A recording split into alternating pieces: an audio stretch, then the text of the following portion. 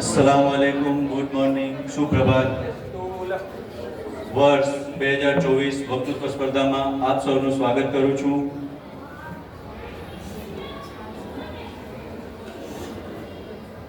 આપ સૌ જાણો છો કે ભણવાની સાથે સાથે અલગ અલગ એક્ટિવિટીમાં પણ આપણે ભાગ લેવો જોઈએ, જેથી ભણવામાં રસ જળવાઈ રહે, શિક્ષણમાં રસ જળવાઈ રહે।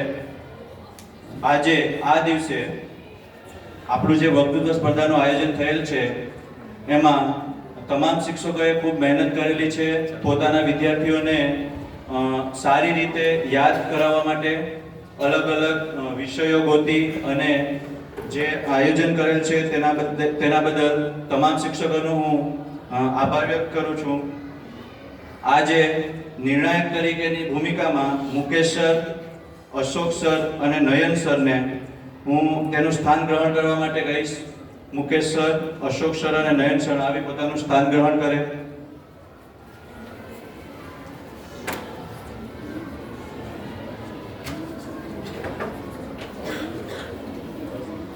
અને બીજા શિક્ષકોને હું પોતાનું સ્થાન ગ્રહણ કરવા માટે અપીલ કરું છું। જો ટૂલ ન હોય તો ભાઈ ટૂલની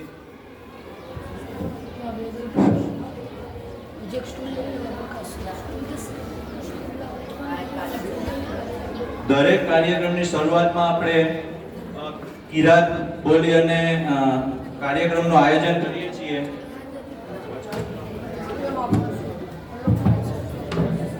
તો આજે કિરાત લઈને કાલવાત સફવાનને બોલાવું છું।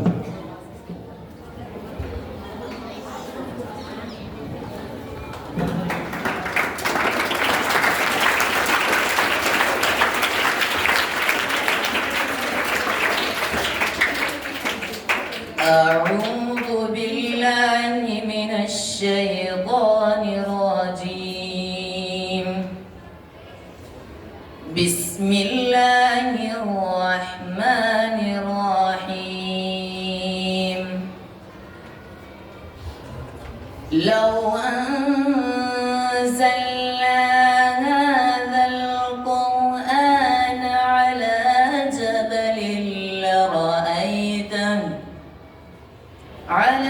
جبل لرأيته خاشعا متصدعا من خشية الله وتلك الأمثال نضربها للناس لعلهم يتفكرون هو الله الذي لا إله إلا هو عالم الغيب والشهادة هو الرحمن الرحيم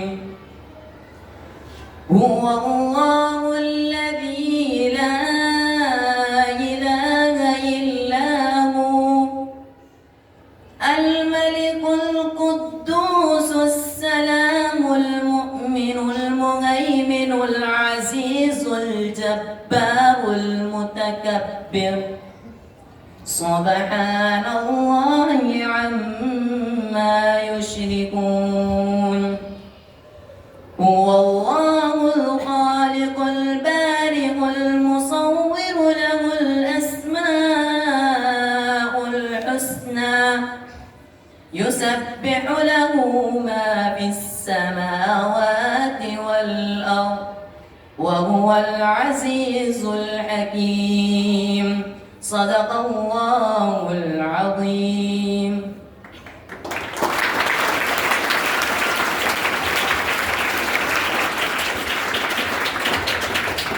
ખૂબ સરસ। ત્યારબાદ હું નઝમ લઈને જુનેજા મોહમ્મદને બોલાવીશ।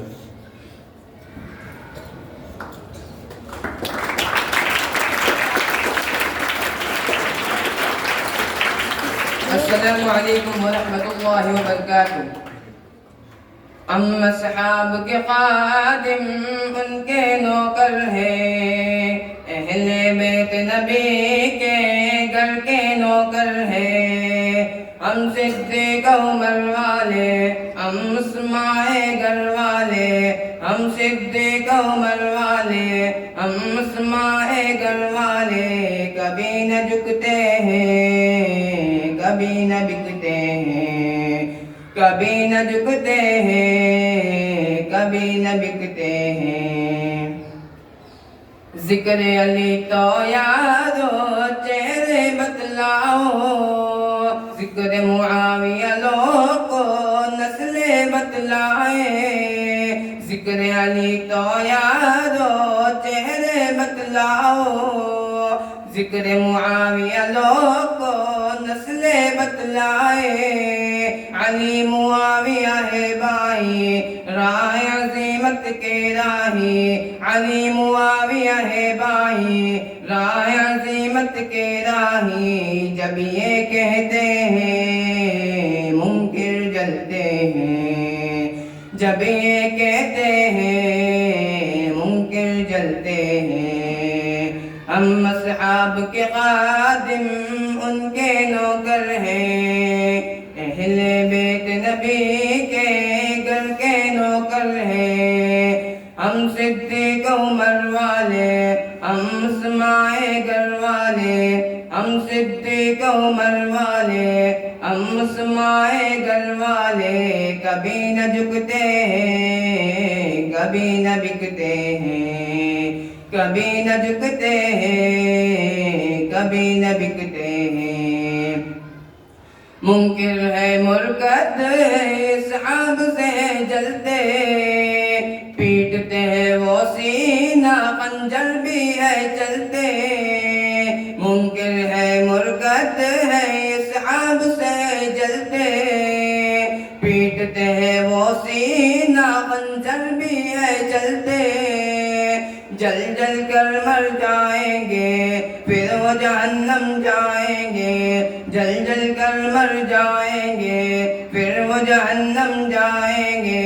हक़ अक़ीदा है हम खुल कर कहते हैं, हक़ अक़ीदा है हम खुल कर कहते हैं। हम अस्हाब के खादिम उनके नौकर हैं, अहले बेत नबी के घर के नौकर हैं। हम सिद्दीक उमर वाले, हम अस्माए घर वाले, हम सिद्दीक उमर वाले, हम अस्माए घर वाले, कभी न झुकते हैं, कभी न बिकते हैं, कभी न झुकते हैं, कभी न बिकते हैं। ज़हरा के लक़ते जिगर करबल में डट जाए, बातिल से डरते नहीं फिर चाहे कट जाए।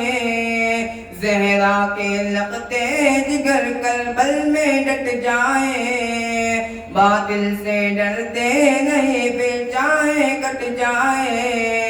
प्यारे नबी के नवासे हैं करबल में वो प्यासे हैं, प्यारे नबी के नवासे हैं करबल में वो प्यासे हैं। नेज़े पे चढ़कर भी कुरान को पढ़ते हैं, नेज़े पे चढ़कर भी कुरान को पढ़ते हैं। हम अस्हाब के खादिम उनके नौकर हैं, अहले बेत नबी के घर के नौकर हैं। हम सिद्दीक उमर वाले, हम अस्माए घर वाले, हम सिद्दीक उमर वाले, हम अस्माए घर वाले, कभी न झुकते हैं, कभी न बिकते हैं, कभी न झुकते हैं, कभी न बिकते हैं। अस्सलाम वालेकुम।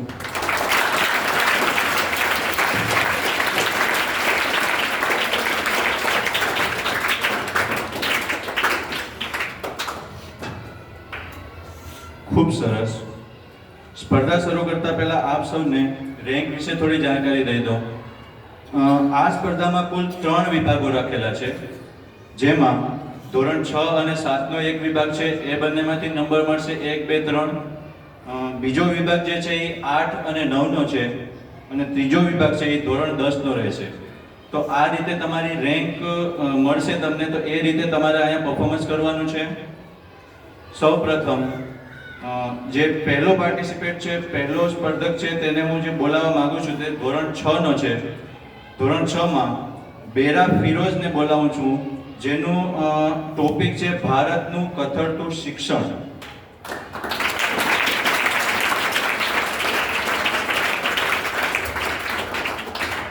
अस्सलामुअलैकुम वरहमतुल्लाहि वबरकातुह.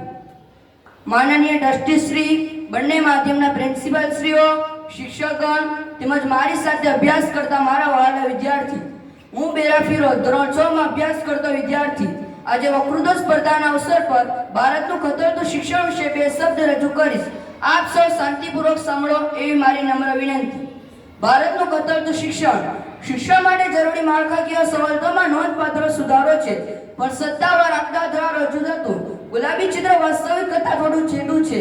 શિક્ષણની ગુણવત્તાનું સ્તર ચિંતાજનક રીતે થોડું નીચું છે. એમાં કોઈ નોંધપાત્ર સુધારો થયેલો દેખાતો નથી.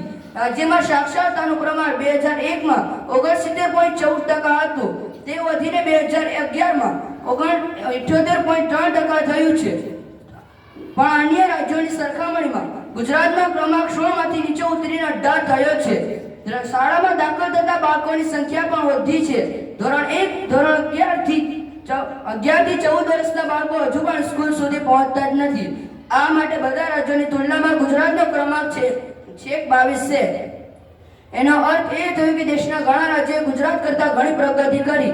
વચ્ચેથી અભ્યાસ છોડી દેનાર ધોરણ 1 થી ધોરણ 4 ના બાળકોની સંખ્યા 1999 અને 2000 માં 22.30% હતું, તે ઘટીને 1.97% થઈ છે. તેમજ ધોરણ 5 થી ધોરણ 7 ના વિદ્યાર્થીઓની સંખ્યા 41.88% હતી, ઘટીને 6.61% થઈ છે.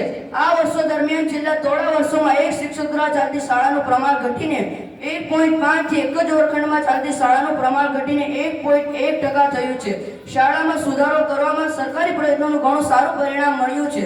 ગુજરાતના શિક્ષણ મંત્રાલયના આંકડા પ્રમાણે હવે 99.9% શાળાઓમાં અલગ ટોયલેટ અને પીવાના પાણીની સગવડ છે.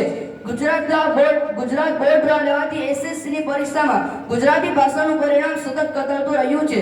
ભાષાની સમજના અભાવે વિદ્યાર્થી અન્ય વિષય સમજવામાં પણ મુશ્કેલી અનુભવે છે. પરિણામે ગુજરાતના રાષ્ટ્રીય સ્તરે થતી સ્પર્ધા પરીક્ષામાં ગુજરાતના વિદ્યાર્થીઓનો દેખાવ નબળો જ રહે છે. રાષ્ટ્રીય સ્તરે થતી નીટ કે જીટ જેવી સ્પર્ધાત્મક પ્રવેશ પરીક્ષામાં ગુજરાતના વિદ્યાર્થીઓને પેપર અધૂરું લાગ્યું હોવાની ફરિયાદ ઉઠતી જ હોય છે. શિક્ષણની ગુણવત્તાનું સ્તર જાણવામાં તાલીબાન શિક્ષકોનું ખૂબ મહત્વ છે. કમનસીબે ગુજરાતની ઘણી શાળાઓમાં સરકારી અનુદાન મેળવનારા ખાનગી સહિત પૂરતી સંખ્યામાં શિક્ષકો નથી. જે છે બધા તાલીમ પામેલા નથી. 2014 અને 2015 માં પ્રાથમિક શાળાઓમાં 12,281 શિક્ષકોની ખાધ હતી. અમદાવાદ જિલ્લામાં 11% અને કચ્છ જિલ્લામાં 24.70% શિક્ષકોની ખાધ હતી. 2015 માં ઉચ્ચ પ્રાથમિક કક્ષાએ વિજ્ઞાન અને ગણિતના 2413 શિક્ષકો ઓછા હોવાનું નોંધાય છે. સરકારી શાળાઓમાં 30% જેટલો કાર્યભાર વિદ્યા સહાયકો દ્વારા સાંભળવામાં આવે છે. બાળકના સર્વાંગી વિકાસને કેન્દ્રમાં રાખીને અભ્યાસક્રમ ગોઠવતી વર્ષ 50,000 થી લાખ રૂપિયા જેટલી ફી લેતી આંતરરાષ્ટ્રીય બોર્ડ કે કેન્દ્રીય બોર્ડ સાથે જોડાણ મોંઘી શાળાઓ આશરે સ્વાભાવિક રીતે માત્ર મુઠ્ઠીભર કમતીઘર કુટુંબના બાળકો માટે જ છે, જે સામાન્ય આવક ધરાવતા પરિવારોને પેસાતી નથી. 1986 માં કોઠારી કમિશને રાજ્ય સરકારોને તેમનું ઘરેલું આવકના 6 શિક્ષણ ફાળવાની ભલામણ હતી, જેની સામે ગુજરાતમાં સરેરાશ માત્ર 1.5 થી 2% જેટલું જ ફાળવવામાં આવે છે. જેમાં પણ મુખ્યત્વે માળખાકીય સવલતો પર ધ્યાન અપાયું છે, પણ ગુણવત્તા સુધારવામાં શિક્ષણની તાલીમ અને પદ્ધતિઓ અપનાવવા પર તાતી ધ્યાન જરૂરી છે. જેને કારણે આવતી પેઢીમાં બજારના ઉતાર ચઢાવનો સામનો કરવા યોગ્ય કૌશલ્ય ઘડાય, તેમજ તેઓ રાષ્ટ્રીય અને આંતરરાષ્ટ્રીય સ્પર્ધામાં ગર્વભેર ટકી શકે.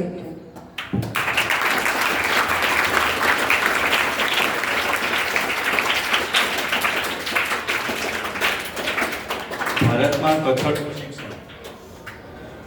શિક્ષણ આપણા જીવનમાં ખૂબ જ જરૂરી વસ્તુ છે કે જો શિક્ષણનો અભાવ હોય તો તમે વધારે આગળ વધી શકતા નથી. દરેક જગ્યાએ તમારા માતા પિતા માની લો કે કોઈ ધંધો કરતા હોય છે, કોઈ બિઝનેસ કરતા હોય છે, તો તેમાં પણ શિક્ષણ હોવું ખૂબ જરૂરી છે કે જે હિસાબ કિતાબ કરવા માટે પણ શિક્ષણનું ખૂબ મહત્વ રહેલું છે. તો ભારતના કથળતા શિક્ષણ વિશે બેરા ફિરોજે માહિતી આપી તેના બદલ તેનો આભાર. નેક્સ્ટ પાર્ટિસિપેટ જે છે કાલવાત મસૂદ, જે ડોક્ટર ભીમરાવ આંબેડકર વિશે થોડા શબ્દ કહેવા માંગે છે, તેને હું બોલાવીશ.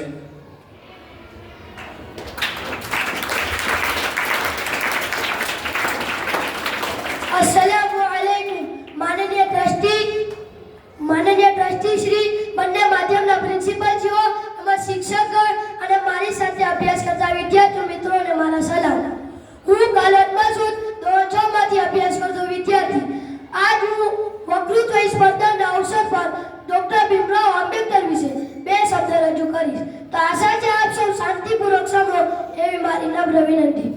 ડોક્ટર આંબેડકર એક સમાજ સુધારક અને રાજકીય નેતા અને ન્યાયશાસ્ત્રી હતા. તેમણે ભારતના હાસ્યમાં ધકેલાઈ ગયેલા સમુદાયના ઉત્થાન માટે પોતાનું જીવન સમર્પિત કર્યું હતું. તેમનો જન્મ 14 એપ્રિલ 1891 રોજ ભારતના મધ્યપ્રદેશ મહુ શહેરમાં થયો હતો. ડોક્ટર આંબેડકર તેમની નીચલી જાતિના પૃષ્ઠભૂમિના કારણે નાની ઉંમરથી ભેદભાવ અને અપમાનનો સામનો કરવો પડ્યો હતો. અસંખ્ય અપરાધોનો સામનો કરવા છતાં ડોક્ટર આંબેડકર તેમના સમુદાયમાંથી ઔપચારિક શિક્ષણ મેળવનાર પ્રથમ વ્યક્તિ બન્યા અને પીએચ ડોક્ટર બાબા સાહેબે અનેક ડિગ્રીઓ પ્રાપ્ત કરી. ન્યુયોર્કની કોલંબિયા યુનિવર્સિટીમાંથી અર્થશાસ્ત્રમાં તેઓ ભારતીય સ્વતંત્ર ચળવળના અગ્રણી નેતા બન્યા અને ભારતીય બંધારણના મુખ્ય આર્કિટેક્ટ્સમાંના એક હતા. તેઓ દલિતો, મહિલાઓ અને અન્ય હાસ્યમાં ધકેલાઈ ગયેલા સમુદાયોના અધિકારો માટે અથાગ લડત ચલાવી હતી અને જાતિ પ્રથાના એક અવાજી ટીકાકાર હતા. ડોક્ટર આંબેડકર માનતા હતા કે સામાજિક પરિવર્તન લાવવા માટે શિક્ષણ અને રાજકીય પ્રતિનિધિ જરૂર છે. તેઓ દલિતો માટે શાળાઓ અને કોલેજો સ્થાપવાનું કામ કર્યું. તેઓએ અધિકારો માટે બહિષ્કૃત હિતકારીની પણ પડા કરી. જે એક સંસ્થા છે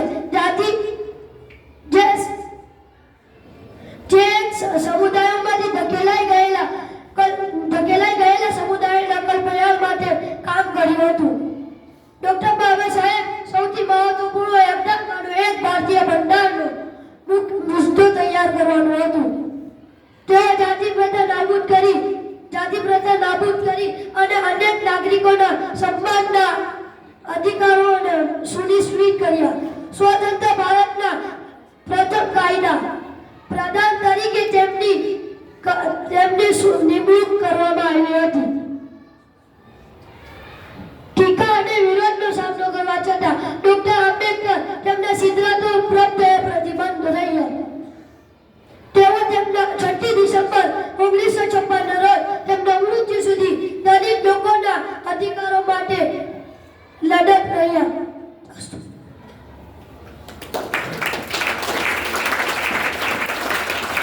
ડોક્ટર ભીમરાવ આંબેડકર, જે બંધારણના ઘડવૈયા તરીકે ઓળખવામાં આવે છે, બંધારણમાં તેમની ખૂબ સારી ભૂમિકા રહી હતી.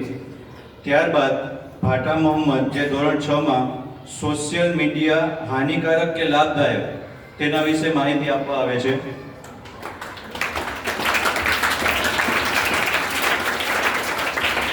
अस्सलामुअलैकुम वरहमतुल्लाहि वबरकातुहू. माननीय ट्रस्टी श्री, બંને માધ્યમના પ્રિન્સિપલ,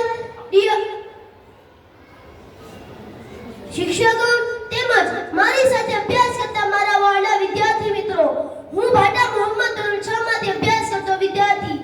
આજે હું વક્તૃત્વ સ્પર્ધાના અવસર પર સોશિયલ મીડિયા હાનિકારક કે લાભદાયક વિશે બે શબ્દ રજૂ કરીશ. તો આશા છે કે આપ સૌ શાંતિપૂર્વક સાંભળો એવી મારી નમ્ર વિનંતી. આજના ઇન્ફોર્મેશન ટેકનોલોજીના યુગમાં ખૂબ જ ક્રાંતિ થઈ રહી છે. તેની કોઈ ગણતરી મારી શકે એમ નથી. જેમાં ગૂગલ, ટ્વિટર, ફેસબુક જેવી એપ્લિકેશનો આવવાથી ખૂબ જ ફાયદો અને અડચણો પણ ઉત્પન્ન થઈ હોય એમ જણાઈ રહ્યું છે. આજે સોશિયલ મીડિયાના કારણે ખૂબ જ નુકસાન પણ થઈ રહ્યું છે એમ જણાઈ રહ્યું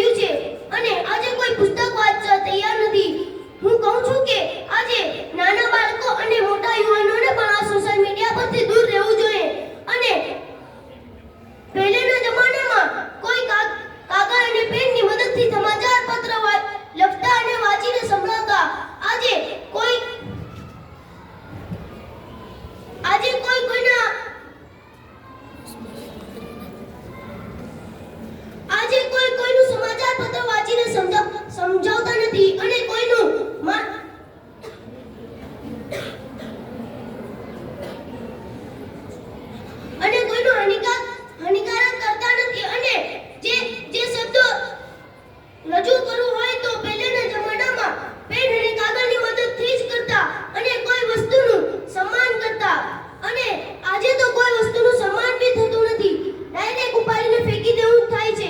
જેમાં પહેલાના જમાનામાં સરસ મજાનો ઇતિહાસ કરતા હતા અને લાભદાયક તરીકે ઓળખવામાં આવતા હતા. Thank you.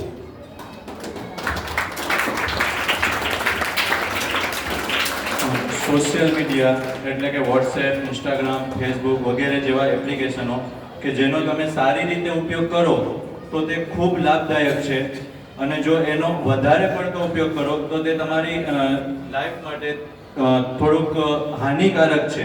તો જો તમે સોશિયલ મીડિયાનો યુઝ કરતા હો તો સારી વસ્તુ શીખવામાં તમે સોશિયલ મીડિયાનો ઉપયોગ કરો, જેથી તમને તમારી ભણતર, તમારા શિક્ષણમાં પણ તે કામ આવે અને લાભદાયી બને.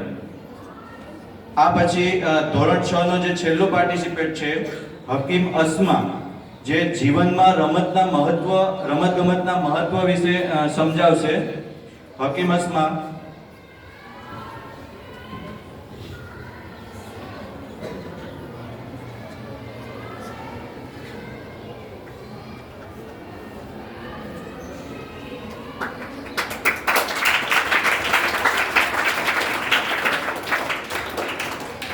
अस्सलामुअलैकुम. માનનીય દ્રષ્ટિસિંહ, બંને મધ્યના પ્રિન્સિપલ શ્રીઓ તેમજ શિક્ષકગણ, મારા વહાલા મિત્રો, હું હકીમ અસ્મા ધોરણ 6 માં અભ્યાસ કરતી વિદ્યાર્થી.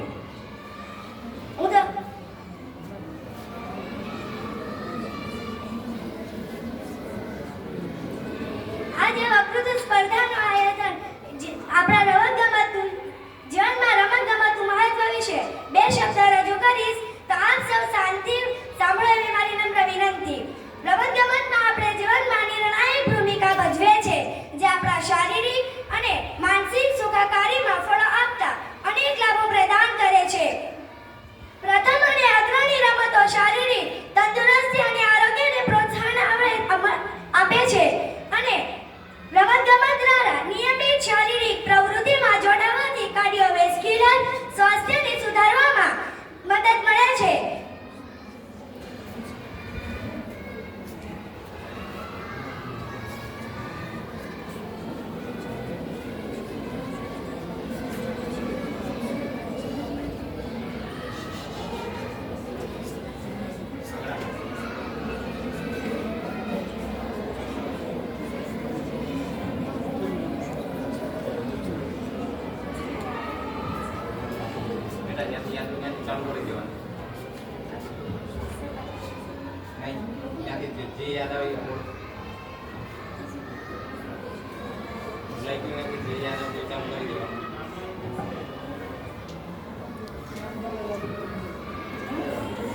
રમતગમત દ્વારા નિયમિત શારીરિક પ્રવૃત્તિમાં કાર્ડિયોવેસ્ક્યુલર સ્વાસ્થ્યને સુધારવામાં મદદ મળે છે. બેઠાડું જીવનશૈલી સામે લડવા અને સ્થૂળતા અને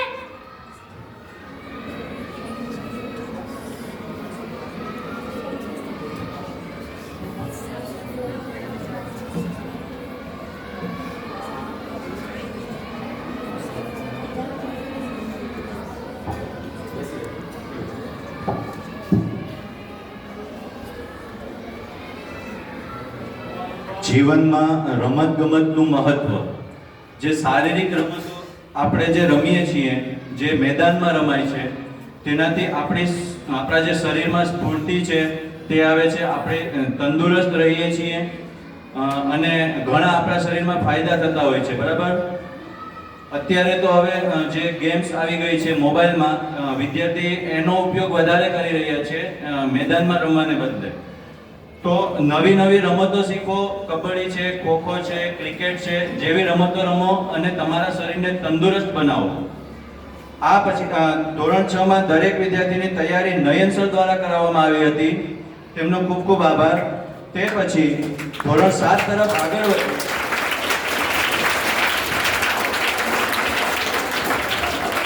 ધોરણ 7 માં જે પહેલો પ્રતિસ્પર્ધી છે, પહેલો વિદ્યાર્થી છે, તેનું નામ કાલવાત ફૈજાન છે. તે પર્યાવરણ અને માનવ જીવન વિશે માહિતી લઈને આવે છે.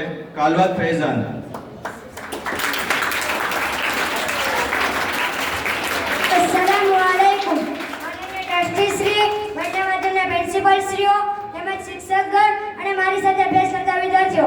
કાલટ ફૈઝાન ધોરણ 7 માંથી અભ્યાસ કરતો વિદ્યાર્થી. તો આ પ્રકૃતિ સ્પર્ધાના અવસર પર પર્યાવરણ અને માનવજીવન વિશે બે શબ્દ કહીશ. તો આપ સૌ શાંતિપૂર્વક સાંભળો એ મારી નમ્ર વિનંતી. પર્યાવરણ અને માનવજીવન. પર્યાવરણ અને માનવજીવન વચ્ચેનો સંબંધ અનહદ મહત્વ ધરાવે છે. દરેક માનવ દ્વારા કરવામાં આવતા કાર્ય અને ચિંતાઓ પર્યાવરણને સીધા અથવા પરોક્ષ રીતે પ્રભાવિત કરે છે. કુદરત અને વિજ્ઞાનની ટેકનોલોજીની ઘટનાઓમાં માનવ જીવનના વિવિધ પાસાઓ ઘેરાવી રહી છે અને આ સંજોગમાં પર્યાવરણના જાળવણી પર ભાર મૂકી રહ્યો છે. આ નિબંધમાં પર્યાવરણ અને માનવ જીવન વચ્ચેના સંબંધની વિગતવાર ચર્ચા કરવામાં આવશે અને સાથે જ તેના રક્ષણના પ્રયાસનું મૂલ્યાંકન કરવામાં આવશે. આમાં હવા, પાણી, ખોરાક અને ઉર્જા સ્ત્રોત અને જીવજંતુઓનો સમાવેશ થાય છે. આ ઘટકોની પરસ્પર ક્રિયાપ્રતિક્રિયા કરે છે અને જે એક સામૂહિક તંત્ર તરીકે કાર્ય કરે છે કારણ કે તે જીવાલક્ષી સંસાધનો પૂરો પાડે છે. સ્વચ્છ અને સબળ પર્યાવરણ એ માનવ જીવન માટે અત્યંત આવશ્યક છે કારણ કે તે જીવાલક્ષી સંસાધનો પૂરો પાડે છે. પર્યાવરણના પ્રદૂષણથી જેમ કે હવાના, પાણી અને જમીનની ગંદકી માનવ આરોગ્ય પર આઘાતકારક અસર થઈ શકે છે. એવામાં શ્વાસની બીમારીઓ, પાણીજન્ય રોગ અને વિવિધ સમસ્યાઓ જન્મ લે છે. ઉદાહરણ તરીકે કફ અને દમ જેવા શ્વાસની બીમારીઓ માનવ આરોગ્ય પર આઘાતકારક અસર થઈ શકે છે.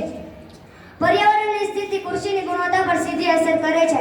પાણી અને વાયુની ગુણવત્તા ખેડૂતોના ફસલમાં વિકાસ કરે છે. તેના સંરક્ષણ માટે કરેલા પ્રયાસો સામાજિક અને આર્થિક કલ્યાણ માટે મહત્વપૂર્ણ છે. અસ્તુ. Thank you.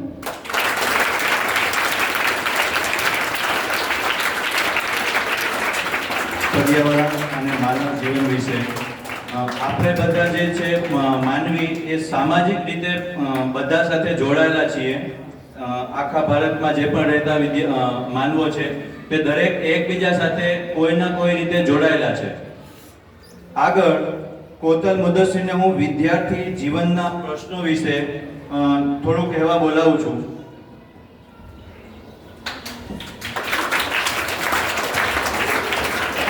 अस्सलामुअलैकुम वरहमतुल्लाहि वबरकातुहू. माननीय ट्रस्टीश्री, બંને માધ્યમના પ્રિન્સિપાલ શ્રીઓ, શિક્ષકગણ અને મારા વાલા વિદ્યાર્થી ભાઈઓ તથા બહેનો, હું કોતલ મુદસ્સીર ધોરણ 7 માં અભ્યાસ કરતો વિદ્યાર્થી આજ વક્તૃત્વ સ્પર્ધા અવસર વિદ્યાર્થી જીવનના પ્રશ્ન વિશે બે શબ્દ રજૂ કરીશ. તો શાંતિપૂર્વક સાંભળવા મારી નમ્ર વિનંતી. વિદ્યાર્થી જીવનના પ્રશ્નો. વિદ્યાર્થી જીવન એ દરેક વ્યક્તિનું સમયનો વિધિ છે જે તેમના જીવનમાં રહેલા પ્રશ્નોના ચરણોમાંના એક છે. આ સમયગાળા દરમિયાન વિદ્યાર્થીઓને ઘણીવાર મુશ્કેલીઓનો સામનો કરવો પડે છે જે તેમના મસ્તિષ્કને અક્ષત બનાવવા મહત્વપૂર્ણ ભૂમિકા ભજવે છે. શિક્ષણ મૈત્રી એ સમૃદ્ધિ તરફના માર્ગના મુખ્ય તત્વ છે, પરંતુ આ દરમિયાન વિદ્યાર્થીઓને અનેક સમસ્યાઓનું ઉકેલન કરવા ઘણીવાર મુશ્કેલીઓનો સામનો કરવો પડે છે. અમે વિદ્યાર્થીઓના જીવનમાં રહેલા મુખ્ય પ્રશ્નો જોઈશું અને તેમનો ઉકેલ પણ કરીશું. વિદ્યાર્થી જીવનનો મુખ્ય વિષય શિક્ષણ છે. એ જુદા જુદા સ્પર્ધાત્મક દુનિયામાં શિક્ષણનો દબાણ વધતો જાય છે. શિક્ષણના દબાણથી લઈને અભ્યાસ માટેની વધારાની તૈયારી, એ સામાન્ય લક્ષ્ય અને ઉચ્ચ શ્રેણીનું પરિણામ મેળવવાની યાતન, એ બધું દબાણનો એક ભાગ છે. અને સંબંધોમાં વિદ્યાર્થીઓને સમયનું સારું પ્રબંધ કરવું જોઈએ. વિદ્યાર્થીઓને સમયનું સારું પ્રબંધ કરવું જોઈએ. વ્યાખ્યાન, અભ્યાસ, મોજ મસ્તી એમાં સંતુલન જાળવવું જોઈએ. શિક્ષક, માતા પિતાને પણ આ દબાણ અટકાવવા સહાયરૂપ બનવું જોઈએ. શિક્ષણ દબાણથી લઈને સમાજની અપેક્ષાઓના કારણે વિદ્યાર્થીઓમાં માનસિક મુદ્દાઓ વધી જાય છે. આના કારણે વિદ્યાર્થીઓમાં માનસિક મુદ્દાઓ વધી જાય છે. આના સંબંધોમાં વિદ્યાર્થીઓને મનોબળ વધારવા માનસિક સ્વાસ્થ્ય મેળવવું જોઈએ ને તેનો યોગ, મેડિટેશન એ શાંતિ પ્રવૃત્તિઓમાં ભાગ લેવો જોઈએ. અને જે વિશ્વભરના સોશિયલ મીડિયા, વૈશ્વિક સમસ્યાઓ, સામાજિક સમસ્યાઓ એ બધુંનું એક જાણ કરવામાં આવે છે. અસ્તુ.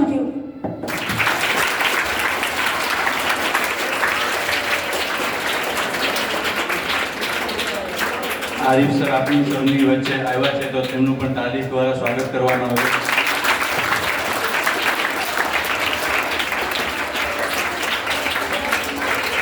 વિદ્યાર્થી જીવનના પ્રશ્નો વિશે ખૂબ સરસ માહિતી કોતલ મુદસ્સીર દ્વારા આપવામાં આવી છે. ખૂબ સારી તૈયારી કરવામાં આવી છે તેના ઓલાથી. તો આપણે સૌ એને ફરી એકવાર તાલીના ગડગડાટ સાથે. ત્યારબાદ બેરા યામીનને શિક્ષક દિન વિશે થોડું કહેવા માંગે છે બેરા યામીન. अस्सलामुअलैकुम वरहमतुल्लाहि वबरकातुह. माननीय ટ્રસ્ટીથી બંને માધ્યમના પ્રિન્સિપલશ્રીઓ, શિક્ષકગણ તેમજ મારી સાથે અભ્યાસ કરતા મારા વહાલા વિદ્યાર્થીઓ, હું બેરાયામીન ધોરણ 7 માં અભ્યાસ કરું છું. આજે આપણી શાળામાં વક્તૃત્વ સ્પર્ધાના અવસર પર હું શિક્ષક દિન વિશે 2 શબ્દ રજૂ કરીશ. તો આપ સૌ શાંતિપૂર્વક સાંભળો એ મારી નમ્ર વિનંતી. શિક્ષક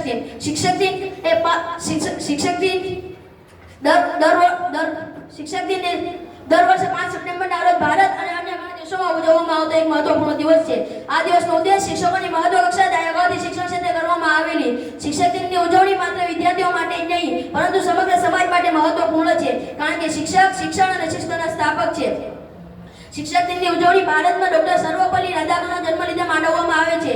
ડોક્ટર સર્વપલ્લી રાધાકૃષ્ણ જન્મ, જેમને 1888 માં જન્મ થયો હતો, તેમના શુભેચ્છકોને જણાવ્યું હતું કે મારા જન્મ દિવસ મનાવવા કરતાં હું ઈચ્છું છું કે તે દિવસ શિક્ષક દિન ઉજવાય. ત્યાર પછી 5 સપ્ટેમ્બરના રોજ શિક્ષક દિન તરીકે ઉજવવામાં આવે છે. શિક્ષકના જીવનમાં વિશેષ સ્થાન હોય છે. તેઓ માત્ર શિક્ષણ આપનારા જ નહીં પરંતુ જીવનની પ્રાથમિકતાઓનું શિક્ષણ આપનારા પણ હોય છે. આમ શિક્ષક દિન શિક્ષકો માટે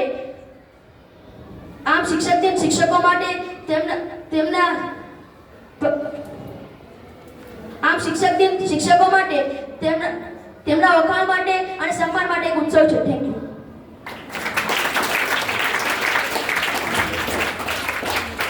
जल जाता है वो दिए की तरह कई जीवन रोशन कर. जल जाता है वो दिए की तरह कई जीवन रोशन कर जाता है. कुछ इस तरह से हर गुरु अपना फर्ज निभाता है. શિક્ષકો વિશે જે વિદ્યાર્થી મિત્રોને ભણાવવા માટે શિક્ષકો જે મહેનત કરે છે, પોતાના ઘરે જઈને પણ કેટલી કલાક પોતે આગલા દિવસના પીરિયડની તૈયારી કરતા હોય છે. ડાયરેક્ટ ભણાવવું કોઈ સહેલી વાત નથી. તો શિક્ષકો છે એ આપણા જીવનમાં ખૂબ જ મહત્વનું કામ કરે છે. ત્યારબાદ લુણિયા કુલસુમ પેડ હમારે મિત્ર જે હિન્દીમાં છે તે લઈને આવે છે. લુણિયા કુલસુમ.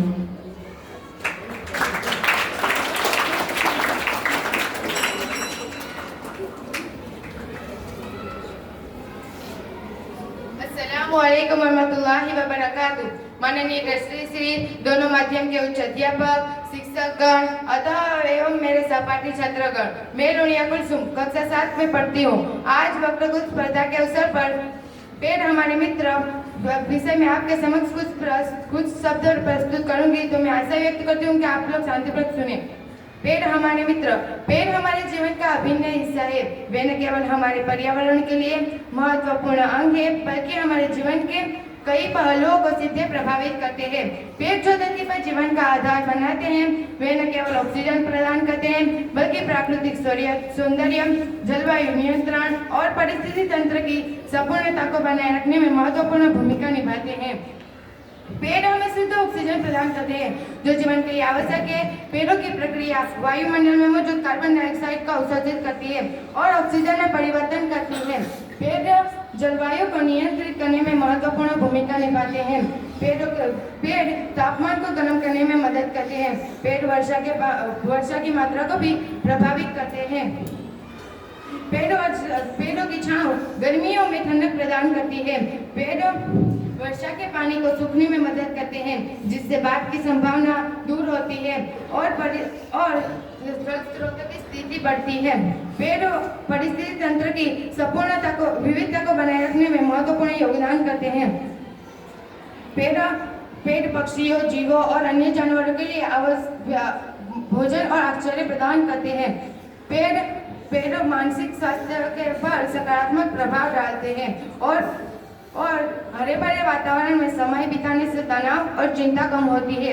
पेड़ों की उपस्थिति से ताजगी और शांति का एहसास होता है जो मानसिक स्वास्थ्य के लिए लाभकारी है. पेड़ों की रक्षा के लिए वृक्षारोपण अभियानों का आयोजन किया जाना चाहिए जिससे वृक्षों की संख्या में वृद्धि हो सकती है.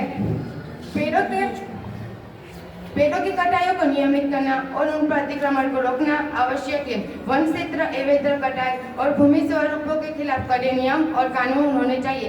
इसके साथ ही मानव की बहाली और सहयोग के लिए सरकारी और गैर सरकारी संगठनों द्वारा सहयोग और निगरानी की जानी चाहिए। पेड़ों के महत्व और उनके सहयोग के बारे में लोगों को जागरूक करने के लिए जन समुदाय कार्यक्रम का आयोजित किया जाना चाहिए। पेड़ हमारे मित्र है और वे हमारे जीवन के कई पहलुओं में महत्वपूर्ण भूमिका निभाते हैं। पेड़ हमारे जीवन में कई पहलुओं में महत्वपूर्ण भूमिका निभाते हैं। पेड़ ताकि आने वाली पीढ़ियों भी पेड़ों का लाभ का आनंद उठा सके और स्वस्थ और हरा भरा वातावरण बना रहे।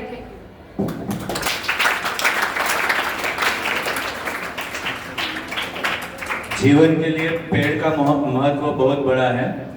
જ્યારે આપણી આસપાસ કોઈ વૃક્ષ ન હોય તો આપણે શ્વાસ લેવામાં તકલીફ થતી હોય છે, તો દરેક ઘરની આસપાસ એક વૃક્ષ હોવું જરૂરી છે।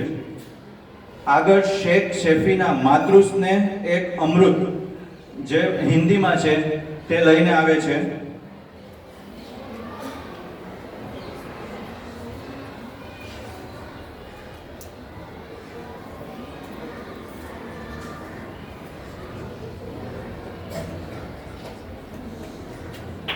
अस्सलामुअलैकुम। माननीय ट्रस्टी, दोनों माध्यम के उच्च अध्यापक, अतः एवं मेरे सहभागी छात्रगण, मैं शेख सफीना कक्षा 7 में पढ़ती हूँ। आज वक्तृत्व स्पर्धा के अवसर पर मातृस्नेह एक अमृत विषय में आपके समक्ष कुछ शब्द प्रस्तुत करूंगी, तो मैं आशा व्यक्त करती हूँ कि आप सब शांतिपूर्वक सुने। किसान को अपना खेत, प्यासे को कुआं और भूखे को अन्न देखकर जो आनंद आता है, वैसे ही माँ को अपनी संतान को देखकर आता है। कहते हैं कि माँ का प्यार अमृत के समान मीठा और जीवनदानी होता है। माँ शब्द सुनते ही बचपन की वो मीठी यादें ताजा हो जाती है। जब माँ की गोद ही हमारा सारा संसार होती है, माँ ही हमारे जीवन की पहली गुरु होती है, जो हमें चलना, बोलना और सही गलत में अंतर करने का ज्ञान देती है। माँ के कोमल रूप से हमारे हर गम को मिटाने का जादू है। माँ से बेहतर किसी को भी नहीं माना जा सकता। खुदा का दूसरा रूप है माँ, ममता की गहरी झील है माँ। वो घर किसी जन्नत से कम नहीं, जिस घर में खुदा की तरह माना जाता है माँ। वो हमारी हर बात को समझती, लेकिन हम उसे बेवकूफ़ नहीं बना सकते। वो नहीं चाहती कि हमें किसी दूसरों से तकलीफ पहुँचे और दूसरों से अच्छा व्यवहार करने की सीख देती है। माँ को धन्यवाद देने और आदर के लिए हर साल 5 मई को मातृ दिवस के रूप में मनाया जाता है। माँ के हमारे जीवन में माँ के रूप में कोई भी नहीं हो सकता।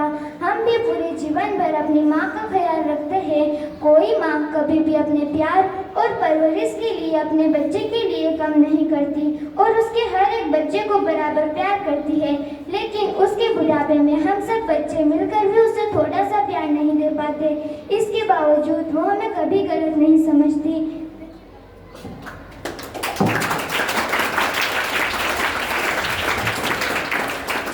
मांगने पर जहाँ पूरी हर मन्नत होती है, मांगने पर जहाँ पूरी हर मन्नत होती है, माँ के पैरों में ही तो जन्नत होती है।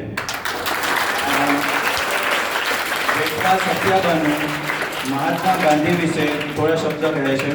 જેઠવા સફિયાબાનુ ધોરણ 7 માં।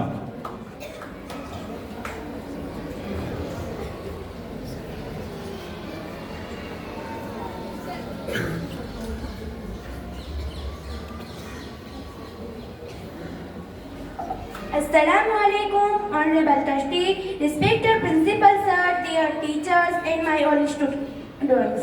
My name is Jetwa Safia. I am studying class 7th. My subject name is the father of nation, Mahatma Gandhi. Mahatma Gandhi was born at Porbandar in Saurashtra on 2nd October 1869. His full name was Mohandas Karamchand Gandhi. He was married to Kasturba. He was education in Rajkot.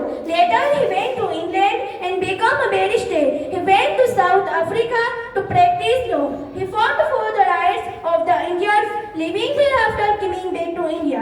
He started the freedom movement. He freed India. He privileged trainings. Thank you so much.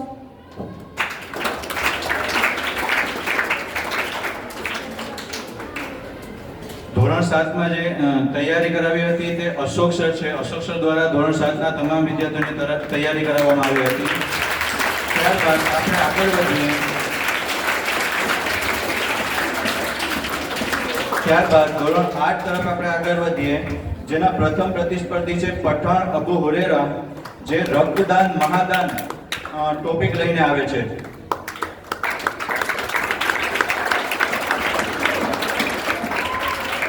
अस्सलामु अलैकुम.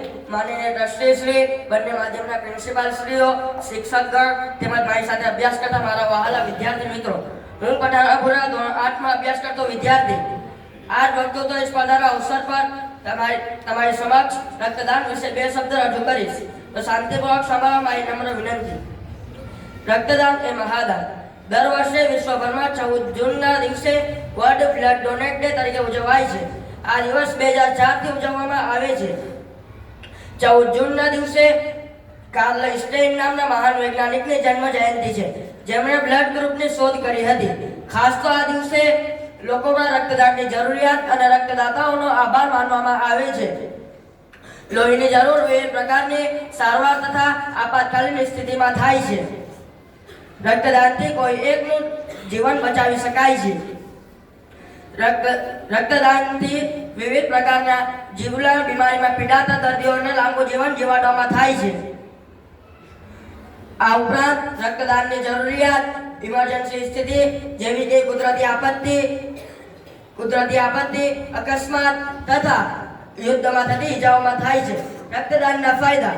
રક્તદાન કરવાથી આપણા હૃદયનું સ્વાસ્થ્ય સુધરે છે. નિયમિત રક્તદાન કરવાથી લોહીમાં આયર્નનું પ્રમાણ ઘટે છે અને લોહીમાં આયર્નનું પ્રમાણ ઘટવાથી હાર્ટ એટેકની શક્યતામાં 88% જેટલો ઘટાડો થાય છે. રક્તદાન કરવાથી લકમત જેવી બીમારીમાં પણ 33% ઘટાડો થાય છે. એક રિસર્ચ અનુસાર પેટ, આંતરડા, લીવર, ફેફસા તથા ગળાના કેન્સરની શક્યતા ઘટે છે. રક્તદાન સમયે રક્તદાતાની મિની બોડીની ચેકઅપ કરવામાં આવે છે અને તેનું પરિણામ રક્તદાતાના સિવાય કોઈને બતાડવામાં આવતું નથી. જ્યારે રક્તદાન કરવામાં આવે છે એ સમયે શરીર રક્તદાતાના શરીરમાં નવા રક્તકણોનું નિર્માણ શરૂ કરી દે છે અને 48 કલાકની અંદર જ નવા રક્તકણોનું નિર્માણ શરૂ થઈ જાય છે અને 1 થી 2 મહિનાની અંદર જ રક્તદાન સમયે આપેલા લોહી જેટલું જ લોહી ફરીથી બનીને તૈયાર થઈ જાય છે. આમ રક્તદાન કરવાથી આપણા શરીરમાં નવા રક્તકણોનું નિર્માણ થયા કરે છે અને શરીરનું સ્વાસ્થ્ય સુધરે છે અને શરીરમાં પણ સ્ફૂર્તિ આવે છે. રક્તદાન કરવાથી કેટલાય લોકોનું જીવન બચાવી શકાય છે. આ માનવતાપૂર્વક કાર્યમાં પાઠ ભજવવાનો આનંદ મળે છે. અને કોઈ એકને નવું જીવન આપી શકાય છે.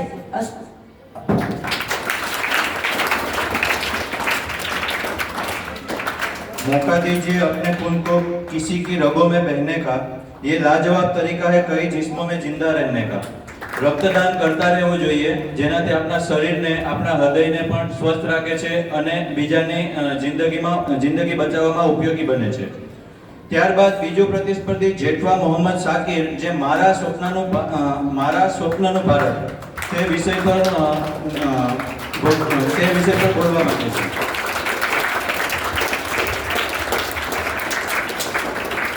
अस्सलामुअलैकुम वरहमतुल्लाहि वबरकातुह. माननीय ट्रस्टी श्री, બંને મધ્યના પ્રિન્સિપલ શ્રીઓ, શિક્ષકગણ તેમજ મારી સાથે અભ્યાસ કરતા મારા વાલા વિદ્યાર્થી મિત્રો, હું જેઠવા મોહમ્મદ શાકિર ધોરણ 8માં અભ્યાસ કરતો વિદ્યાર્થી આજ રોજ આપની શાળામાં વક્તૃત્વ સ્પર્ધાના અવસર પર મારા સપનાના ભારત વિશે 2 શબ્દ કહીશ. તો આપ સૌ શાંતિપૂર્વક સાંભળો એવી મારી નમ્ર વિનંતી. મારો સપનાનું ભારત. આજનું ભારત આજે વિશ્વમાં ખૂબ આગળ વધી ગયું છે. ભારત દેશ વિજ્ઞાન અને ટેકનોલોજીના ક્ષેત્રમાં ખૂબ પ્રગતિ કરી છે. પ્રાચીન સમયમાં ભારત વિશ્વમાં સોને કી ચિડિયા નામથી જાણીતું હતું. અહીં સાફ, સુંદર, શિક્ષિત અને સદ્ધર ભારત આખી દુનિયામાં વખણાય છે. એ જ છે મારા સપનાનું ભારત. મારા સપનાના ભારતમાં બધા સશક્ત અને સુખી હશે. મારા સપનાના ભારતમાં દરેક ખેડૂત આધુનિક અને વૈજ્ઞાનિક પદ્ધતિથી ખેતી કરતો હશે. પાક સરખું ન ઉગાડવાથી ખેડૂતોને સરકાર પાસેથી ફરીથી લીધો કર માફ થશે. સરકાર લોકોના હિત માટે બધા કાર્યો કરશે. સરકાર કદી સ્વાર્થી બનશે નહીં. મારા સપનાના ભારતમાં ભારતના પાડોશી દેશો સાથે મૈત્રીભર્યા સંબંધો વિકસાવી શકાશે, જેથી કરીને યુદ્ધોની ઘટના ટાળી શકાશે. મારા સપનાના ભારતના દેશમાં બેરોજગારી, ભ્રષ્ટાચારી, નિરક્ષરતા, ગરીબી વગેરે જેવી સમસ્યાઓનું નિરાકરણ થશે. મારા સપનાના ભારતમાં ભારતનો સૌથી મોટો અને ભારતનો સૌથી પહેલાનો પ્રશ્ન જે ગરીબીનું છે. ભારતના દરેક નાગરિક મહેનત કરીને પોતાનું મહેનતાણું મેળવીએ એ પોતાની ગરીબી દૂર કરે. ભારતના દરેક પરિવાર ઉપર છત હશે, બધાને રહેવા માટે જગ્યા આપી શકાશે. મારા સપનાના ભારતમાં ભારતનો રાષ્ટ્રીય ધ્વજ શાનથી આખી દુનિયામાં લહેરાય છે. દેશમાં આતંકવાદીનો ખતરો નથી. ટૂંકમાં મારું સપનાનું ભારત બધા પ્રશ્ન નિરાકરણ કરી ભારત એક અદ્ભુત અને વિશ્વમાં સૌથી સુંદર દેશ બનશે. વિજય વિશ્વ તિરંગા પ્યારા, ઉચ્ચાય ઝંડા હમારા.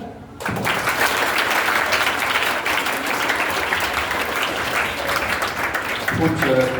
દેશ કેવો હોવો જોઈએ, જે આપણો ભારત દેશ છે તે કેવો હોવો જોઈએ તેના વિશે ખૂબ સરસ વાત કહી. ત્યારબાદ જે ધોરણ 8માં છેલ્લે પ્રતિસ્પર્ધી છે શેખ આમેના, જે અંતરિક્ષ કી પરી સુનીતા વિલિયમ્સ વિશે કહેવા માંગે છે, તેને હું બોલાવવા માંગુ છું.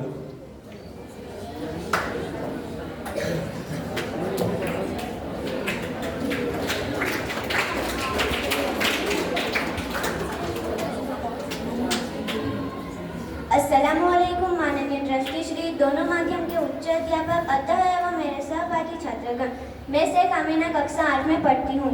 आज वक्तृत्व स्पर्धा के अवसर पर अंतरिक्ष परी सुनीता विलियम्स के विषय में मैं आपके समक्ष कुछ शब्द प्रस्तुत करूंगी. तो मैं आशा व्यक्त करती हूँ कि आप शांतिपूर्वक सुने. सुनीता का जन्म 19 सितंबर 1965 ईस्वी सन को ओहियो अमेरिका में हुआ था. सुनीता के पिता का नाम दीपक पंड्या और माता का नाम उर्सबाइन था. सुनीता के 2 भाई बहन थे, जय और दीना. सुनीता सबसे छोटी थी. घर में सभी उसे प्यार से सुनी कहते थे. सुनीता बचपन से ही दौड़, ऊंटदौड़, स्विमिंग, स्नीबोर्डिंग, धनुर्विद्या जैसे साहस भरे खेलों में भाग लेती थी. सुनीता जब 6 साल की थी तब अमेरिकी यात्री नील आर्मस्ट्रांग को चंद्र की धरती पर उतरते देखा. तब से मन में निश्चय किया था कि मुझे भी कुछ ऐसा कर दिखाना है, और अपने बचपन का संकल्प उन्होंने सच में साकार कर दिया. सुनीता ने अंतरिक्ष जाने की तीव्र इच्छा होने के कारण वह नासा में कार्यरत हुई. सुनीता ने बताया कि अंतरिक्ष स्पेस स्टेशन में जिंदगी आसान नहीं है. सुनीता को अंतरिक्ष परी बनाने में कल्पना चावला ने भी प्रेरणा दी. सुनीता ने अपने खास मित्र और स्वाध्यायी माइकल विलियम्स से शादी की और सुनीता पंड्या से सुनीता विलियम्स बनी. उन्होंने भी सुनीता को अंतरिक्ष परी बनने में सहायता की. सुनीता विलियम्स भारत की प्रथम महिला अवकाश यात्री थी जो अंतरिक्ष में 6 महीने प्रवास करने के बाद सकुशल पृथ्वी पर वापस लौटी थी. सुनीता विलियम्स ने 194 दिन, 18 घंटे और 58 मिनट अंतरिक्ष में बिताकर एक रिकॉर्ड बनाया था. सुनीता विलियम्स ने कहा है कि अंतरिक्ष से विश्व सीमा में बटा नजर नहीं आता. वहाँ से दिखता है सिर्फ हमारा सुंदर ग्रह, सुंदर ग्रामीण इलाके, हरे पहाड़ और आसमानी रंग के सुंदर महासागर. अलग अलग रंगों में जमीन दिखाई दे रही है. हमें पृथ्वी की आने वाली पीढ़ी को बचाना है. Thank you.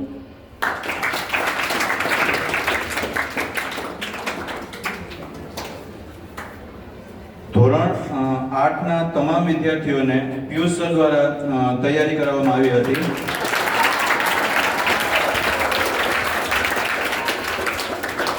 ત્યારબાદ ધોરણ 9 તરફ આગળ વધતા બેરા યાસીન જે ખેલ મહાકુંભ વિશે માહિતી આપવા આવે છે.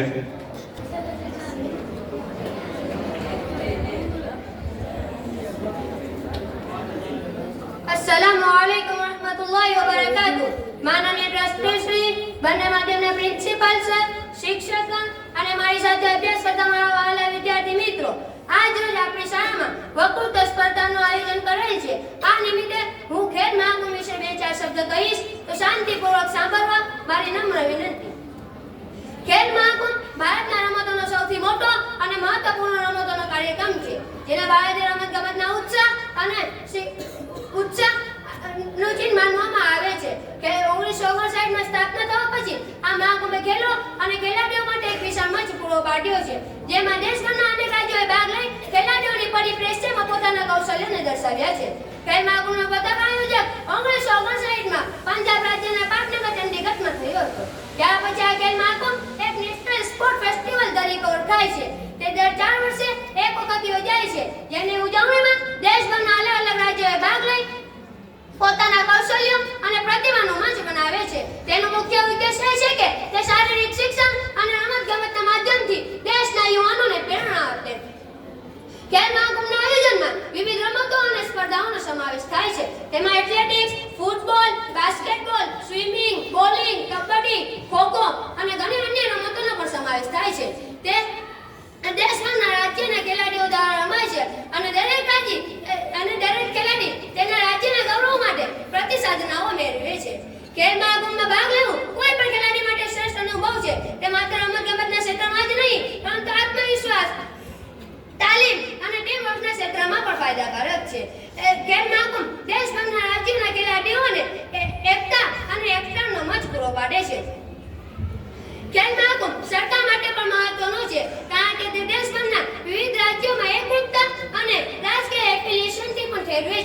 આ કાર્યક્રમ દ્વારા સરકારને વિવિધ રાજ્યોના રમતોની સ્થિતિ અને રમતગમતના વિકાસની જાંચ કરવામાં આવે છે. ખેલ મહાકુંભે સ્થાનિક આર્થિકતામાં પણ મહત્વપૂર્ણ નોંધપાત્ર અસર પાડી છે. આ કાર્યક્રમમાં દેશભરના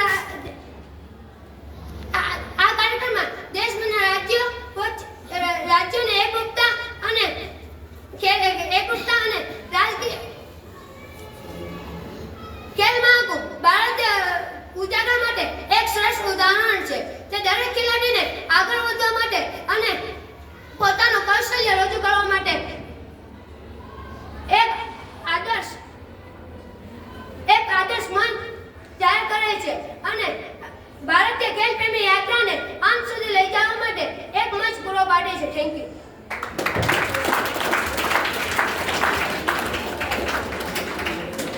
સરસ. ત્યારબાદ તાઈ ઇબ્રાહિમ નોબેલ પુરસ્કાર વિશે માહિતી આપવા આવે છે.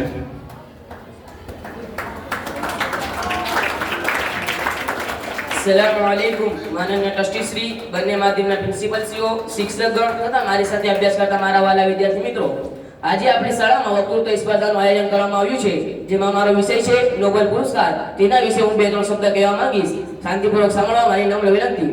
ડોક્ટર સીવી રામન, જેમણે રામન અસર માટે નોબેલ પુરસ્કાર મેળવ્યો, તેઓ ભારતના વૈજ્ઞાનિક છે. ભારતના વૈજ્ઞાનિક ક્ષેત્રમાં તેઓએ સારો યોગદાન આપ્યું છે. તેમનો જન્મ 7 નવેમ્બર 1888 ના રોજ વિશાખમાં આંધ્રપ્રદેશમાં થયો હતો. ડોક્ટર રામનનું શૈક્ષણિક જીવન કેળવણીની મજબૂત પાયાની પર આધારિત હતું. તેઓએ મેડિકલ કોલેજમાં અભ્યાસ શરૂ કર્યો, પરંતુ તેમને વૈજ્ઞાનિક આત્મા અને ભૌતિક શાસ્ત્ર તરફ આકર્ષિત કરી 1907 માં કલકત્તા યુનિવર્સિટીથી બેચલર ઓફ આર્ટ્સ અને 1917 માં MA ની ડિગ્રી પ્રાપ્ત કરી. ત્યારબાદ તેમણે ફિલોસોફીથી ભૌતિક શાસ્ત્રમાં વિશેષ અભ્યાસ શરૂ કરી. 1923 માં ઇન્ફ્રારેડ ક્ષેત્રમાં સંશોધન કર્યું. ડોક્ટર રામનનું સૌથી મહત્વપૂર્ણ યોગદાન રામન અસર તરીકે ઓળખાય છે, જે તેમના પ્રયોગો દ્વારા શોધવામાં આવ્યું. રામન અસરને રામન વર્ગ તરીકે ઓળખાય છે, જે પ્રકાશના ટુકડા વિવિધ તીવ્રતા અને રંગના વિભાજનમાં રજૂ કરે છે. રામન અસરના પરિણામે તેઓને 1930 માં નોબેલ પુરસ્કાર મળ્યો, જે તેમના વૈજ્ઞાનિક આગ્રહી દ્વારા શોધવામાં આવ્યું. આ સંશોધનને વિશ્વભરના વૈજ્ઞાનિકો માટે માર્ગદર્શન બની ગયું અને લાઇટની માપણી અને વિશ્લેષણ માટે નોંધપાત્ર છે. Thank you.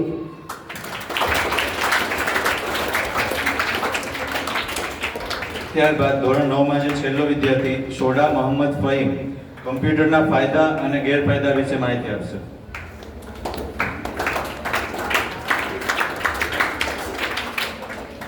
अस्सलामुअलैकुम वरहमतुल्लाहि वबरकातुह. माननीय ट्रस्टी श्री, બંને માધ્યમના પ્રિન્સિપલ સર, શિક્ષકગણ અને મારી સાથે અભ્યાસ કરતા તમામ મારા વાલા વિદ્યાર્થી મિત્રો, આજે હું સોડા મોહન ફહીમ ધોરણ 9 માં અભ્યાસ કરતો વિદ્યાર્થી. આજે આપણી શાળામાં વક્તૃત્વ સ્પર્ધાનું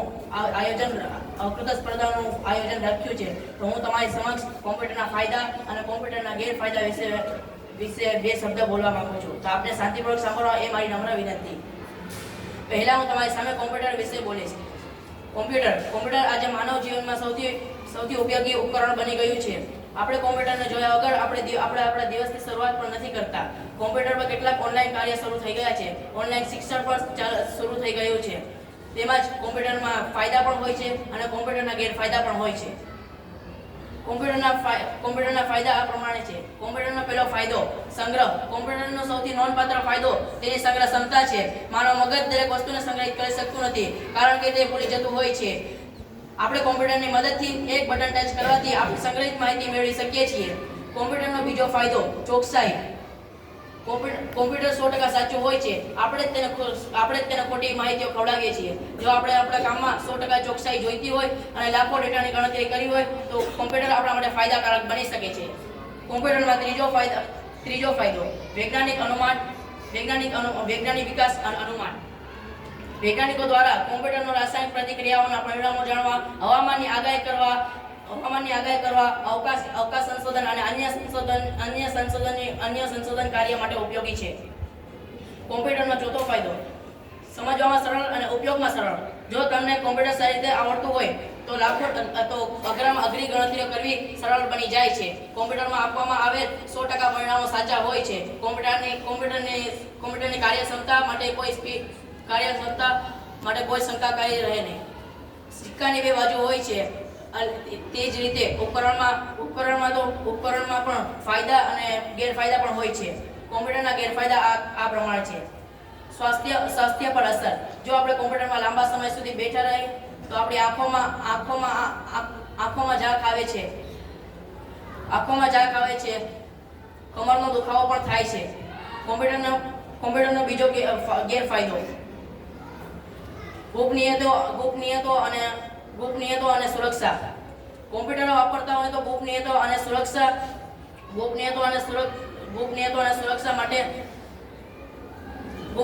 સુરક્ષા માટે કેટલાક ગેરફાયદા પણ હોય છે. જેમ કે ફિશિંગ, હેકિંગ અને ડેટા ચોરી.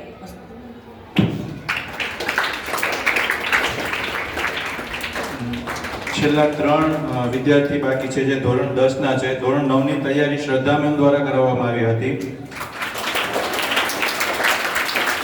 ધોરણ 10 માં જે પહેલો વિદ્યાર્થી છે તેનું નામ બેરા સરફરાજ. રાષ્ટ્રીય એકતા વિશે આપણે કંઈક કહેવા આવે છે.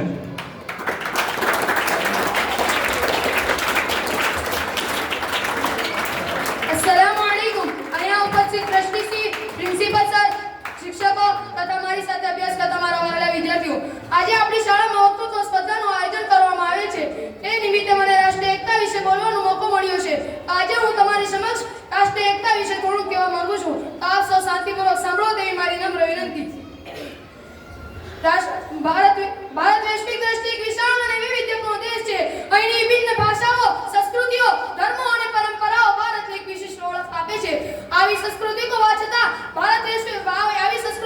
છતાં દેશના વિકાસ અને સમૃદ્ધિ માટે અત્યંત અગત્યની છે. રાષ્ટ્રીય એકતા એટલે એક સમાજના તમામ લોકો વચ્ચે સામાજિક અને સાંસ્કૃતિક અને એકતા બનાવો જે આપણા દેશને એક સમાન બનાવે છે. આ એકતા વિના આ લેખમાં આપણે રાષ્ટ્રીય એકતાના વિવિધ પાસાઓનું વિશ્લેષણ કરીશું. તે કેવી રીતે અમલમાં આવી શકે છે અને એથી શું લાભ થાય છે. રાષ્ટ્રીય એકતા એ દેશની એકતા અને અખંડતા માટે અગત્યની છે. ભારતની વિવિધતા તેના દરેક પાસાને અનુકૂળ રીતે સરસ રીતે જીવંત રાખતી હોવા છતાં એકતા દેશને એકરૂપ બનાવે છે. રાષ્ટ્રીય એકતા દેશના સૌપ્રથમ હિતોને પ્રોત્સાહિત કરે છે અને વિભિન્ન જૂથો વચ્ચે સૌહાર્દ અને શાંતિ જાળવી રાખે છે. ભારત સંવિધાનિક સ્થાપના અને સ્વતંત્રતા અને સંસ્કાર સાથે રાષ્ટ્રીય એકતા મજબૂત કરવાની પ્રવૃત્તિઓ કરવામાં આવી છે. ભારતની સંવિધાનિક સ્થાપના અને સ્વતંત્રતા અને સંસ્કાર સાથે રાષ્ટ્રીય એકતા મજબૂત કરવાની પ્રવૃત્તિઓ કરવામાં આવી છે. પદ્મભૂષણ, પંચાયત અને ભારતીય સંસ્કૃતિના ભાગરૂપે અનેક કાર્યક્રમો અને તહેવારો ભારતના વિવિધ સમાજોને એક સાથે લાવવાનો પ્રયાસ કર્યો છે. રાષ્ટ્રીય એકતાની ઉજવણી જેમ કે આઝાદી દિવસ, રાષ્ટ્રીય એકતા દિન અને વિવિધ અન્ય કાર્યક્રમો વિદ્યાર્થીઓને ભાઈચારા અને સન્માનનો અહેસાસ આપે છે. શિક્ષણ એક ચિંતકે કહ્યું છે કે એક શાળા ઉઘડી છે ત્યારે 10 જેટલી સ્કૂલો બંધ થાય છે. આ વિધાન શિક્ષણનું મહત્વ સૂચવ્યું છે. શિક્ષક અને શિક્ષણની શક્તિનો પરિચય કરાવતા ચાણક્યએ કહ્યું છે કે शिक्षक कभी साधारण मनुष्य नहीं होता, सर्जन और प्रलय उसकी गोद में पलते हैं.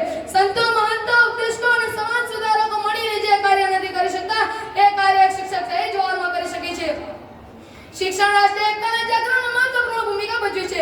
પાઠ્યપુસ્તકો જે આપણા ઐતિહાસિક વારસો, સંસ્કૃતિ અને વિવિધતા વિશે માહિતી પ્રદાન કરે છે. છતાં ભારતના સામાજિક અને આર્થિક પરિસ્થિતિમાં ઘણા પડકારો છે જે રાષ્ટ્રીય એકતાને નસીબદાર બનાવે છે. Thank you.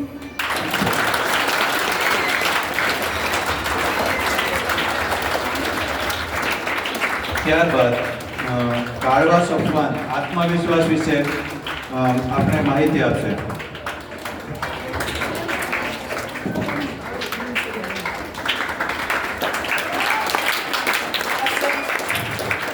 अस्सलामुअलैकुम.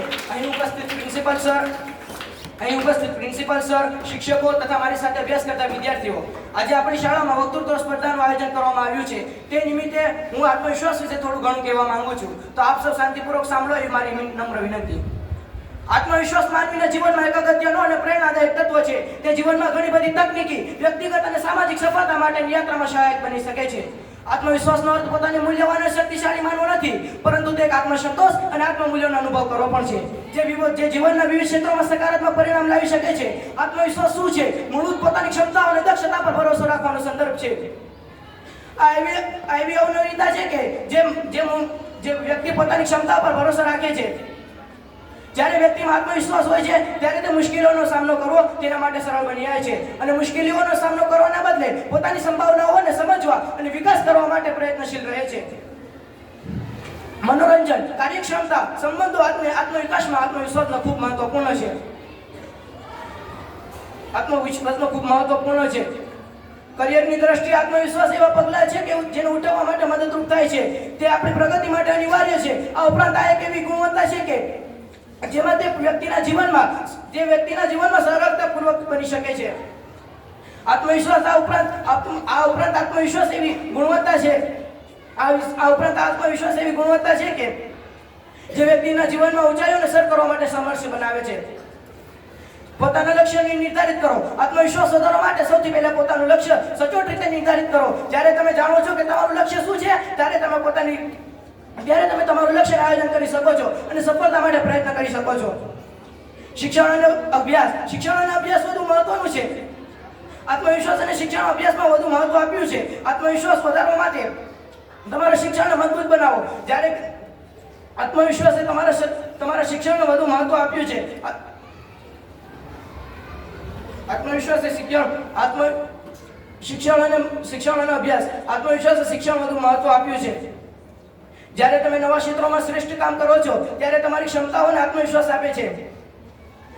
અસમાનતા અને અવનવીનતા અને કાર્યક્રમ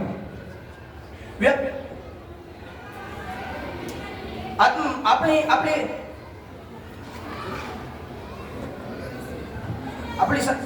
અવનવીનતા અને આપણી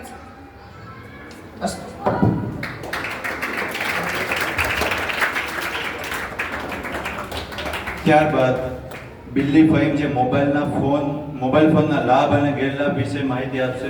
બિલ્લી ફહીમ ધોરણ 10માં જે છેલ્લો વિદ્યાર્થી છે. अस्सलाम वालेकुम वरहमतुल्लाहि वबरकातुह.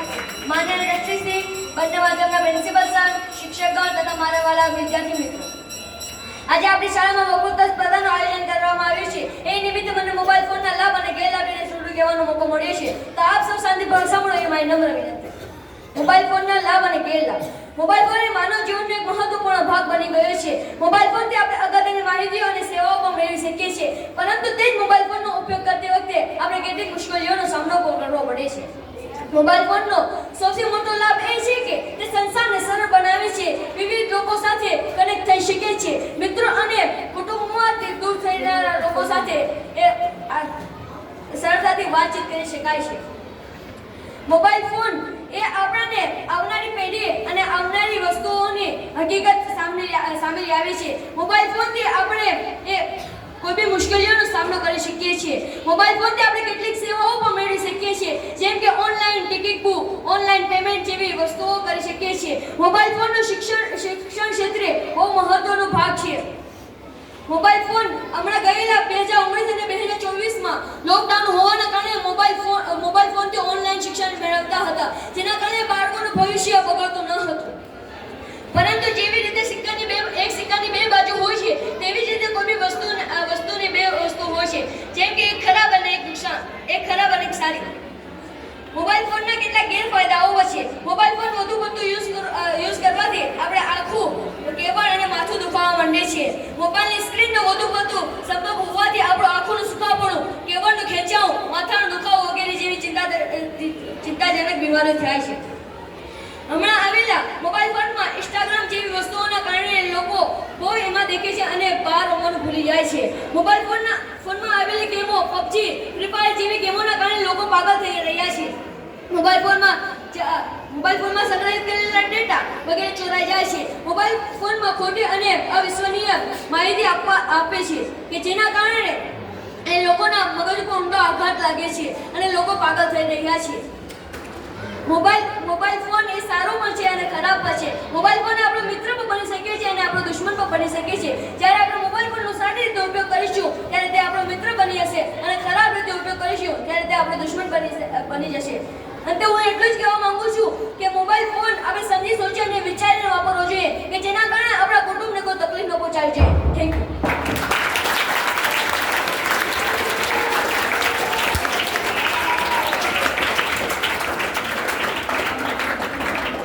जीवन में अभी असली उड़ान बाकी है, हमारे इरादों का अभी इम्तिहान बाकी है। अभी तो नापी है हमने थोड़ी मुट्ठी भर जमीन, अभी तो नापने के लिए पूरा आसमान बाकी है। આજના વક્તૃત્વ સ્પર્ધાના ખૂબ સરસ આયોજન બદલ હું Faisal sir, Ramji sir, Faisal sir અને તમામ શિક્ષકોનો ખૂબ ખૂબ આભાર માનું છું અને નીરજ સરને હું આ આપણા કાર્યક્રમ વિશે થોડી માહિતી આપવા માટે વિનંતી કરું છું.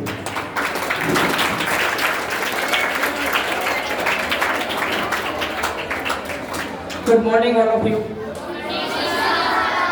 વિદ્યાર્થી મિત્રો, સમય પણ ઘણો જતો રહ્યો છે, પણ મને બહુ આનંદ આવ્યો આજે. એટલા માટે હું બે શબ્દ તમને કહેવા માંગુ છું. સૌ પ્રથમ તો આપણે આપણા ટ્રસ્ટી શ્રી દાઉદ સર અને રામજી સરનો આભાર માનીએ કે સરસ મજાનો કાર્યક્રમ આપણી સમક્ષ રજૂ કરવા માટેનો આજનો દિવસ. બીજા નંબરની અંદર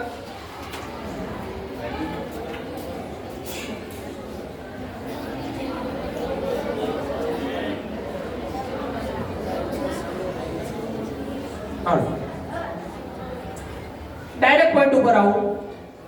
પહેલા તો આપણે દરેક સ્પર્ધક અહીંયા જે 15 થી 18 રજૂઆતો કરી છે એ દરેક આપણે એમને અભિનંદનને પાત્ર થશે. નંબર દરેકનો આવતો નથી, પણ અહીંયા બોલવું એ ખરેખર રૂમમાં બોલવું અને સ્ટેજ ઉપર બોલવું એ બંને વચ્ચે ભિન્નતા છે.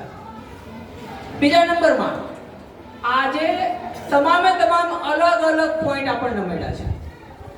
વિદ્યાર્થી મિત્રો, YouTube ની અંદર આ જ વસ્તુ મૂકવામાં આવશે. હું તો હજી તમને એક સલાહ આપું કે બધા પોઈન્ટ વિશે હજી સાંભળી લેજો. એવા રદપ્રસ્ત એ વિષયો મળ્યા છે કે આપણે 5 વર્ષ આના વિશે સાંભળવું પણ આપણા જ્ઞાનના ભંડારમાં વધારો થાય. આવું આયોજન ઓછું થતું હોય છે. ઘણી સ્કૂલોમાં એકને એક પોઈન્ટો સતત આવતા હોય છે. તો આજે તો અનેકવિધ પોઈન્ટની રજૂઆત અહીંથી કરવામાં આવી. રામજી સરનો આપણે ખાસ આભાર માનીએ.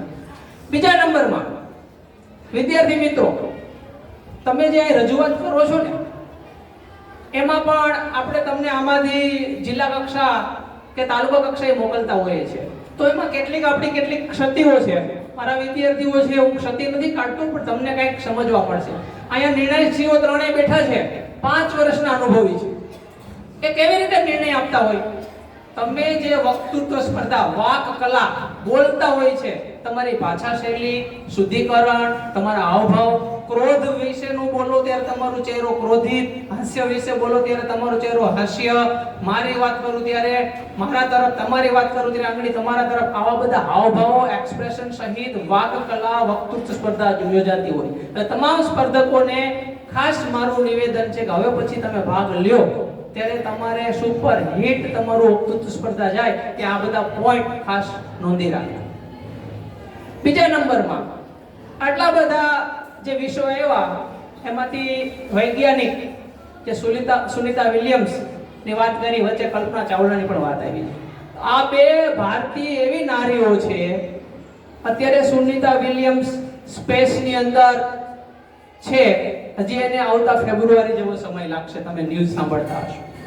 અને કલ્પના ચાવલા જે પૃથ્વીના 6 જ કિલોમીટર દૂર હતી, 2.5 મિનિટમાં એ ઉતરી જાય એમ હતી, એને વિસ્ફોટ થયો અને એમનું મૃત્યુ થયું. આ આપણી ગુજરાતની ધોરણ 2 નો અભ્યાસક્રમ માંગરોળની અંદર કર્યો. આ ઓછાને ખ્યાલ છે. કલ્પના ચાવલા જે આપણી વચ્ચે નથી, એને ધોરણ 2 માંગરોળની અંદર અભ્યાસ કર્યો. તેમના પપ્પા અહીંયા સર્વિસ કરતા હતા. એક જ 6 કે 9 મહિના જ અહીંયા રહ્યા. એનો ઇતિહાસમાં જે માંગરોળનો ઉલ્લેખ છે. તો આવા બધા પોઈન્ટ વિશે વિદ્યાર્થીઓને ઘણું જાણવા મળ્યું. આમાંથી જ તમારામાં રહેલી સુસુપ્ત શક્તિ બહાર આવે છે અને આપણે આપણી સ્કૂલમાંથી બહાર મોકલીએ છીએ. હજી હું રામજી સરને વિનંતી કરું કે આજના કાર્યક્રમ વિશે બે શબ્દો વિદ્યાર્થીને પ્રોત્સાહિત રૂપે પૂરા પાડે. રામજી સર.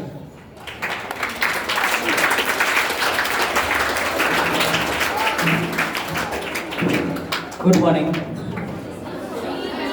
ઘણો સમય થયો છે, બરોબર? આપણે 9 વાગ્યાના બેસી ગયા, એટલે 1.25 કલાક જેવું થયું છે. આજે જે આપણી શાળામાં વક્તૃત્વ સ્પર્ધાનું આયોજન કરવામાં આવ્યું છે તેમાં ધોરણ 6 થી 10ના વિદ્યાર્થીઓ અને તેના ક્લાસ ટીચરે સારી રીતના તૈયારી કરી છે, તે બદલ હું આભાર વ્યક્ત કરું છું. બીજા નંબરમાં જે 18 વિદ્યાર્થીઓએ ભાગ લીધો છે અલગ અલગ પોઈન્ટ બરાબર શિક્ષણ, વિદ્યાર્થી, શિક્ષણનું મહત્વ, રમતગમત, પર્યાવરણ એવા ઘણા ટોપિક છે જે વિદ્યાર્થીની લાઈફમાં ઉપયોગી રહ્યા છે. હવે તમે આજના જે કાર્યક્રમમાં અલગ અલગ વિદ્યાર્થી જે પોતાનું વક્તવ્ય રજૂઆત કરી છે, ગુજરાતીમાં કહેવત છે કે જેના બોલે એના બોર બેસાય, ન બોલે એના ન બોલ. જો તમે સારી રીતના બોલી શકશો તો પણ તમે સારી આવક મેળવી શકશો. ઘણા એવા સમાજમાં છે મોટિવેશનલ સ્પીકર, પારસ ભારતી છે, અશોક ગજ્જુર છે, ઘણા એવા છે. 1 કલાકની 30 થી 40 હજાર ફી લે છે. તમારું વક્તવ્ય સાંભળવા માટે ઘણા દૂર દૂરથી આવતા હોય છે. તમારી જે રજૂઆત કરવાની જે શૈલી છે, તો આમાંથી ઘણા એવા વ્યક્તિઓ બની શકે છે. તો શાળામાં ઘણી એવી પ્રવૃત્તિ થતી હોય છે કે તાલુકા કક્ષાએ થતી હતી.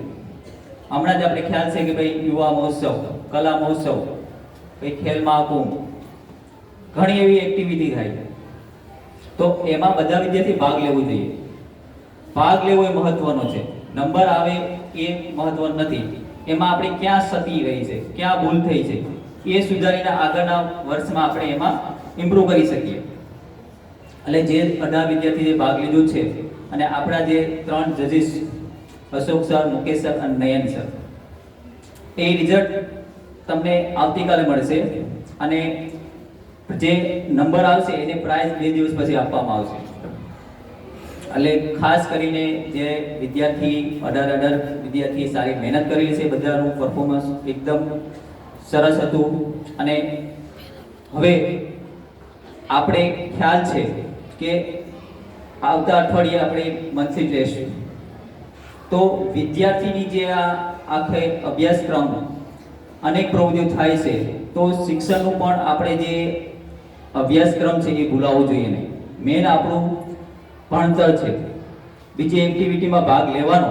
એટલે ઘણા વિદ્યાર્થી પાસે અમુક એવી સુસુપ્ત શક્તિઓ પડેલી છે કે બહાર લાવવા માટે આ એક સ્ટેજ છે. હવે ઘણા વિદ્યાર્થી અહીંયા બરાબર રજૂઆત કરી છે અને અમુક વિદ્યાર્થી પોતાની જે સ્પીચ સ્ટોપ થઈ ગઈ, તો શ્રોતા તરીકે તમે લોકો શું ઓબ્ઝર્વ કરતા હતા? હસતા હતા. આ આપણે શોભે નહીં. જ્યારે તમે અહીં આવીને બોલો ત્યારે ખબર પડે સ્ટેજ ઉપર કઈ રીતના બોલવું, બરોબર, એ આપણે અહીંથી શીખવાનું છે. એટલે આ બાબતમાં તમે ખાસ કોઈ પણ પ્રોગ્રામ હોય તો એને એ રીતના પ્રોત્સાહિત કરવાનું છે.